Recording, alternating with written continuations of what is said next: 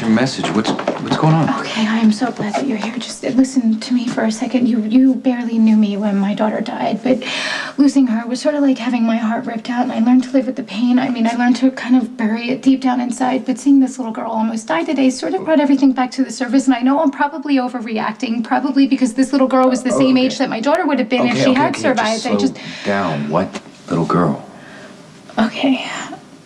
I was taking a tour here today of the clinic when this woman came in with her daughter, and this little girl had been given defective antibiotics over at Mercy and nearly died from an infection that could have easily been treated otherwise. Okay, first the pain pills, then Nicholas sees your medication, and now the antibiotics.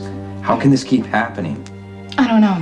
But Lucky, we have to find out who's putting these fake drugs into hospitals and clinics and stop them before somebody dies. I can't track down where the counterfeit drugs are coming from, much less prosecute the person responsible without a lead. Looks like Isabel's gonna pull through. So, what, we're supposed to all breathe a sigh of relief and go back to business as usual? I mean, think about it. What about the other patients who were seen at Mercy? What if somebody got bad meds and they're too sick to come to the clinic? Don't they deserve help too? Well, I'm gonna call the health department and tell them to track down every patient that came through Mercy's ER in the last few days. There's gotta be something else we can do. I know. Lucky, can you open up an investigation or something? It won't do us any good without any more information. Right now, we can't even be sure that the counterfeit drugs are coming from the same source. Well, why don't you start with the Zaccaras and then go from there? I mean, Claudia was hanging around the clinic. She had access and opportunity. Wait, hold on. We can't start making random accusations here. Nicholas is right. We need proof. Listen, I'll be happy to take down any information you have to offer, and I'll just take it over to the PCPD. What if that doesn't work for me?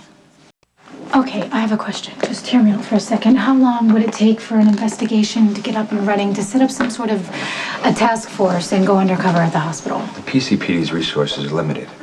We don't have enough manpower to pull officers off the street and assign them to a task force.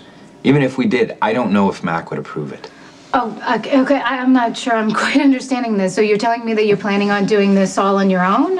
Come on, Lucky, there's got to be hundreds of people on staff between GH and Mercy. It could take you months to interview them all. And then what? Do you honestly believe that somebody's going to confess to buying counterfeit drugs and supplying them to patients? Lucky's not the enemy here. I know he's not the enemy. It's just a little frustrating when you know that somebody's deliberately hurting people and the police department doesn't have enough funding to do anything about it.